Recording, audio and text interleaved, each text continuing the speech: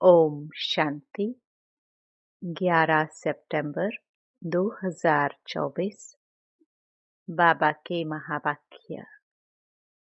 मीठे बच्चे, तुम बाप के पास आए हो अपने कैरेक्टर सुधारने। तुम्हें अभी दैवी कैरेक्टर्स बनाने हैं। प्रश्न: तुम बच्चों को आंखें बंद करके बैठने की मना क्यों की जाती है?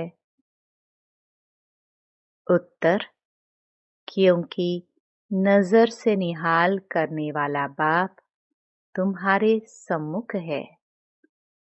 अगर आंखें बंद होंगी तो निहाल कैसे होंगे?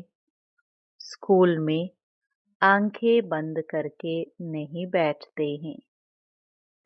आंखें बंद होंगी तो सुस्ती आएगी। तुम बच्चे तो स्कूल में पढ़ाई पढ़ रहे हो। यह सोर्स ऑफ इनकम है। लाखों पद्मों की कमाई हो रही है। कमाई में सुस्ती, उदासी नहीं आ सकती। ओम शांति। मीठे मीठे रूहानी बच्चों प्रति बाप समझाते हैं। यह तो बच्चे जानते हैं कि रूहानी बाप परम धाम से आकर हमको पढ़ा रहे हैं। क्या पढ़ा रहे हैं? बाप के साथ आत्मा का योग लगाना सिखलाते हैं, जिसको याद की यात्रा कहा जाता है। यह भी बताया है, बाप को याद करते करते मीठे रूहानी बच्चे तुम पवित्र बन अपने पवित्र शांति धाम में पहुंच जाएंगे। कितनी सहज समझानी है। अपने को आत्मा समझो और अपने प्रीतम बेहद के बाप को याद करो, तो तुम्हारे जन्म जन्मांतर के पाप जो हैं वह भस्म होते जाएंगे। इसको ही योग अग्नि कहा जाता है। यह भारत का प्राचीन राजयोग है, जो बाप ही हर 5000 वर्ष के बाद आकर सिखलाते हैं। बेहद का बाप ही भारत में इस साधारण तन में आकर तुम बच्चों को समझाते हैं। इस याद से ही तुम्हारे जन्म जन्मांतर के पाप कट जाएंगे, क्योंकि बाप पतित पावन है और सर्वशक्तिमान है। तुम्हारी आत्मा की बैटरी अभी तमो प्रधान बन गई है। जो सतो प्रधान थी, अब उनको फिर से सतो प्रधान कैसे बनाए, जो तुम सतो प्रधान दुनिया में जा सको व शांति धाम घर में जा सको। बच्चों को यह बहुत अच्छी रीति याद रखना है। बाप बच्चों को यह डोज देते हैं। यह याद की यात्रा उठते बैठते चलते फिरते तुम कर सकते हो। जितना हो सके गृहस्थ व्यवहार में रहते हुए कमल फूल समान पवित्र रहना है। बाप को भी याद करना है और साथ साथ दैवी गुण भी धारण करने हैं, क्योंकि दुनिया वालों के तो आसुरी कैरेक्टर्स हैं। तुम बच्चे यहाँ आए हो दैवी कैरेक्टर्स बनाने। इन लक्ष्मी नारायण के कैरेक्टर बड़े मीठे थे। भक्ति मार्ग में उन्हों की ही महिमा गाई हुई है। भक्ति मार्ग कब से शुरू होता है, यह भी किसको पता नहीं है। अभी तुमने समझा है। और रावण राज्य कब से शुरू हुआ है, यह भी अब समझा है।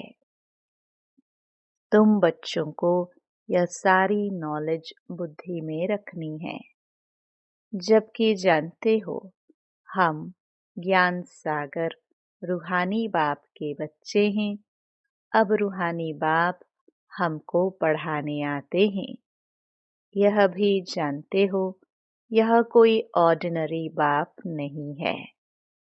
यह है रूहानी बाप जो हमको पढ़ाने आया है। उनका निवास स्थान सदैव ब्रह्मलोक में है। लौकिक बाप तो सबके यहाँ है। यह बच्चों को अच्छी रीति निश्चय में रखना है। हम आत्माओं को पढ़ाने वाला परम पिता परमात्मा है, जो बेहद का बाप है। भक्ति मार्ग में लौकिक बाप होते हुए भी परम पिता परमात्मा को बुलाते हैं। उनका एक ही नाम यथार्थ शिव है। बाप खुद समझाते हैं, मीठे मीठे बच्चों, मेरा नाम एक ही शिव है। भल अनेक नाम, अनेक मंदिर बनाए हैं, परंतु वह सब है भक्ति मार्ग की सामग्री। यथार्थ नाम मेरा एक ही शिव है। तुम बच्चों को आत्मा ही कहते हैं। सालिग्राम कहे तो भी हर्जा नहीं। अनेक अनेक सालिग्राम हैं। शिव एक ही है। वह है बेहद का बाप। बाकी सब हैं बच्चे। इसके पहले तुम हद के बच्चे हद के बाप के पास रहते थे। ज्ञान तो था नहीं, बाकी अनेक प्रकार की भक्ति करते रहते थे। आधा कल्प भक्ति की है। द्वापर से लेकर भक्ति शुरू होती है। रावण राज्य भी शुरू हुआ है। यह है बहुत सहज बात, परंतु इतनी सहज बात भी कोई मुश्किल समझते हैं। रावण राज्य कब से शुरू होता है, यह भी कोई नहीं जानता। तुम मीठे बच्चे जानते हो, बाप ही ज्ञान का सागर है। जो उनके पास है वह आकर बच्चों को देते हैं। शास्त्र तो हैं भक्ति मार्ग के। अभी तुम समझ गए हो। ज्ञान, भक्ति और फिर है वैराग्य। यह तीन मुख्य हैं। सन्यासी लोग भी जानते हैं ज्ञान, भक्ति और वैराग्य, परंतु सन्यासियों का है अपना हद का वैराग्य। वह बेहद का वैराग्य सिखला न सके। दो प्रकार के वैराग्य हैं। एक है हद का, दूसरा है बेहद का। वह है हठयोगी सन्यासियों का वैराग्य। यह है बेहद का। तुम्हारा है राजयोग। वह घर बार छोड़ जंगल में चले जाते हैं, तो उन्हों का नाम ही पड़ जाता है सन्यासी। हठयोगी घर बार छोड़ते हैं पवित्र रहने के लिए। यह भी अच्छा है। बाप कहते हैं, भारत तो बहुत पवित्र था। इतना पवित्र खंड और कोई होता नहीं। भारत की तो बहुत ऊंची महिमा है, जो भारतवासी खुद नहीं जानते हैं। बाप को भूलने कारण सब कुछ भूल जाते हैं, अर्थात नास्तिक निधन के बन पड़ते हैं। सतयुग में कितनी सुख शांति थी, अभी कितनी दुख अशांति है। मूल वतन तो है ही शांति धाम, जहाँ हम आत्माएं रहती हैं। आत्माएं अपने घर से यहाँ आती हैं बेहद का पाठ बजाने। अभी यह है पुरुषोत्तम संगम युग, जबकि बेहद का बाप आते हैं नई दुनिया में ले चलने के लिए। बाप आकर उत्तम ते उत्तम बनाते हैं। ऊंच ते ऊंच भगवान कहाँ जाता है, परंतु वह कौन है, किसको कहाँ जाता है, यह कुछ भी समझते नहीं है। एक बड़ा लिंग रख दिया है। समझते हैं यह निराकार परमात्मा है। हम आत्माओं का वह बाप है, यह भी नहीं समझते। सिर्फ पूजा करते हैं। हमेशा शिव बाबा कहते हैं, रुद्र बाबा व बबुलनाथ बाबा नहीं कहेंगे। तुम लिखते भी हो, शिव बाबा याद है, वर्षा याद है। यह स्लोगन्स घर घर में लगाने चाहिए। शिव बाबा को याद करो तो पाप भस्म होंगे, क्योंकि पतित पावन एक ही बाप है। इस पतित दुनिया में तो एक भी पावन हो नहीं सकता। पावन दुनिया में फिर एक भी पतित नहीं हो सकता। शास्त्रों में तो सब जगह पतित लिख दिए हैं। त्रेता में भी कहते रावण था, सीता चुराई गई। श्री कृष्ण के साथ कंस, जरासंधि, हिरण्यकश्यप आदि दिखाए हैं। श्री कृष्ण पर कलंक लगा दिए हैं। अब सतयुग में यह सब हो नहीं सकते। कितने झूठे कलंक लगाए हैं। बाप पर भी कलंक लगाए हैं तो देवताओं पर भी कलंक लगाए हैं। सबकी ग्लानि करते रहते हैं। तो अब बाप कहते हैं, यह याद की यात्रा है आत्मा को पवित्र बनाने की। पावन बन फिर पावन दुनिया में जाना है। बाप 84 का चक्र भी समझाते हैं। अभी तुम्हारा यह अंतिम जन्म है, फिर घर जाना है। घर में शरीर तो नहीं जाएगा। सब आत्माएं जानी हैं। इसलिए मीठे मीठे रूहानी बच्चों को अपने को आत्मा समझकर बैठो, देह नहीं समझो। और सत्संगों में तो तुम देह अभिमानी हो बैठते हो। यहाँ बाप कहते हैं, देही अभिमानी होकर बैठो। जैसे मेरे में यह संस्कार हैं, मैं ज्ञान का सागर हूँ, तुम बच्चों को भी ऐसा बनना है। बेहद के बाप और हद के बाप का कॉन्ट्रास्ट भी बतलाते हैं। बेहद का बाप बैठ तुमको सारा ज्ञान समझाते हैं। आगे नहीं जानते थे। अभी सृष्टि का चक्र कैसे फिरता है, उनका आदि मध्य अंत का चक्र की आयु कितनी है, सब बतलाते हैं। भक्ति मार्ग में तो कल्प की आयु लाखों वर्ष सुनाकर घोर अंधियारे में डाल दिया है। नीचे ही उतरते आए हैं। कहते भी है ना, जितना हम भक्ति करेंगे उतना बाप को नीचे खींचेंगे। बाप आकर हमको पावन बनाएंगे।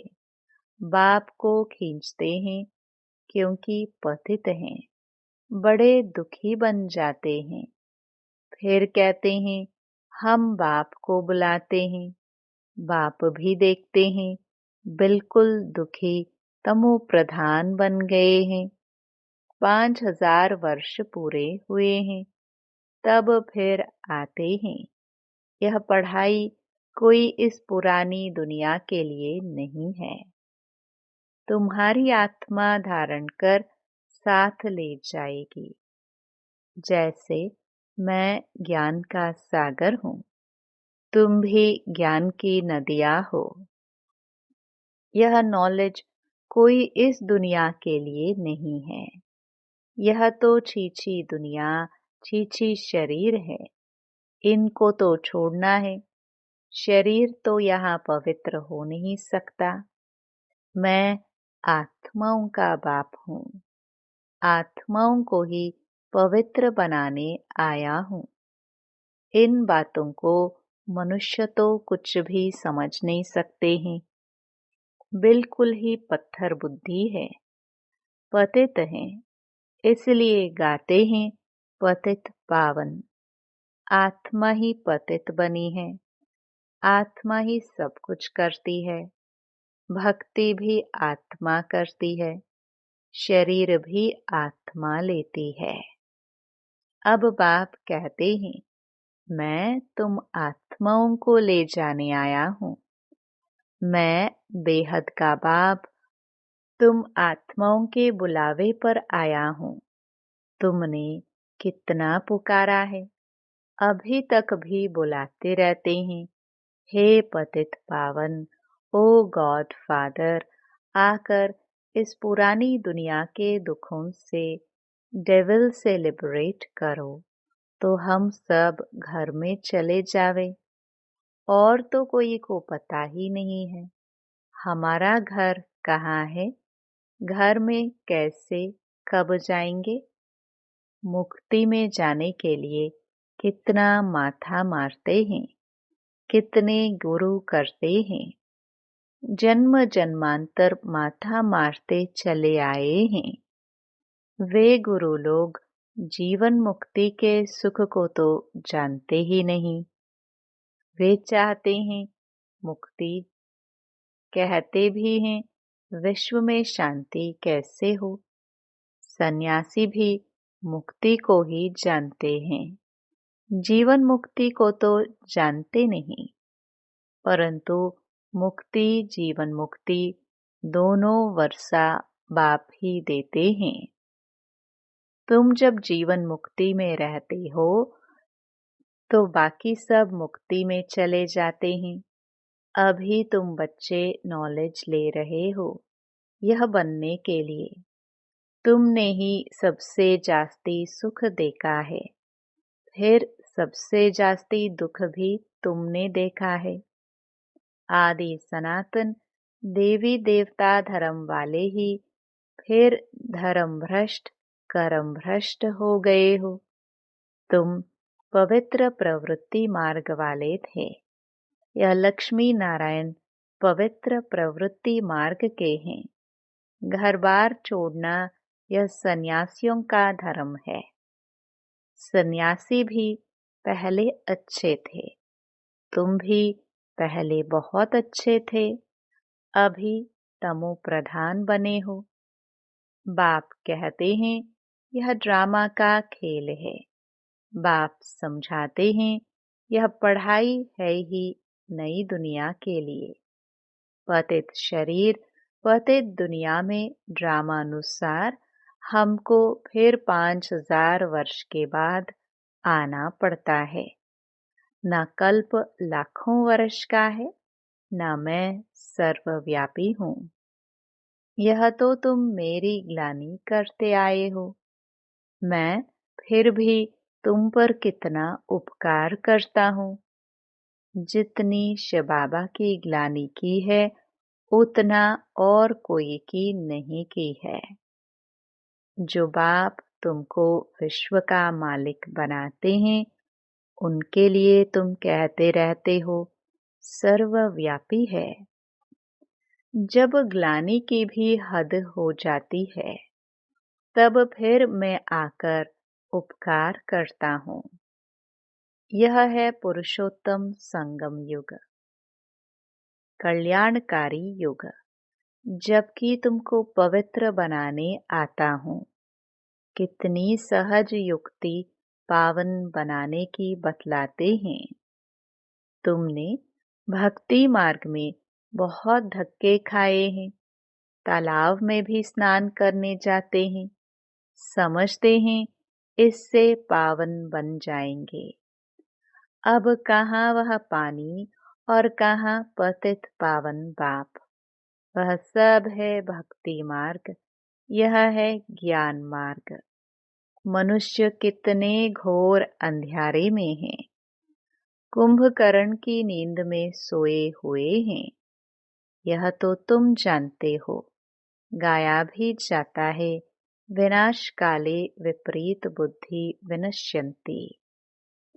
अभी तुम्हारी नंबरवार पुरुषार्थ अनुसार प्रीत बुद्धि है, पूरी नहीं है, क्योंकि माया घड़ी घड़ी भुला देती है। यह है 5 विकारों की लड़ाई। 5 विकारों को रावण कहा जाता है। रावण पर गधे का शीश दिखाते हैं।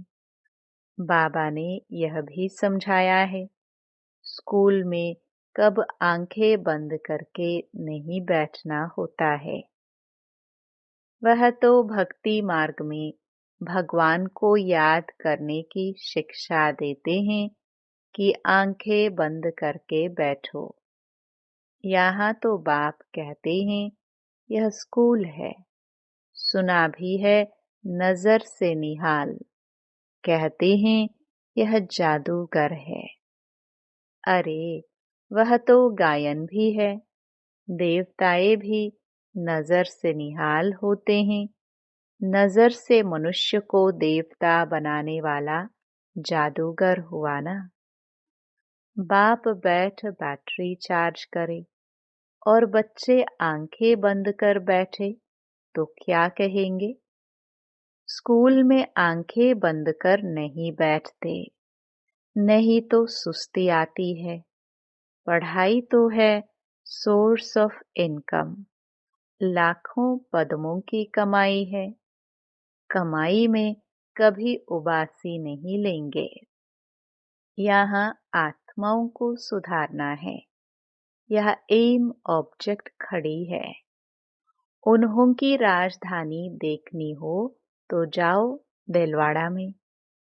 वह है जड़, यह है चैतन्य दिलवाड़ा मंदिर। देवताएं भी हैं, स्वर्ग भी है। सर्व का सद्गति दाता आभू में ही आते हैं। इसलिए बड़े ते बड़ा तीर्थ आबू ठहरा। जो भी धर्म स्थापक अथवा गुरु लोग हैं, सबकी सद्गति बाप यहाँ आकर करते हैं। यह सबसे बड़ा तीर्थ है, परंतु गुप्त है।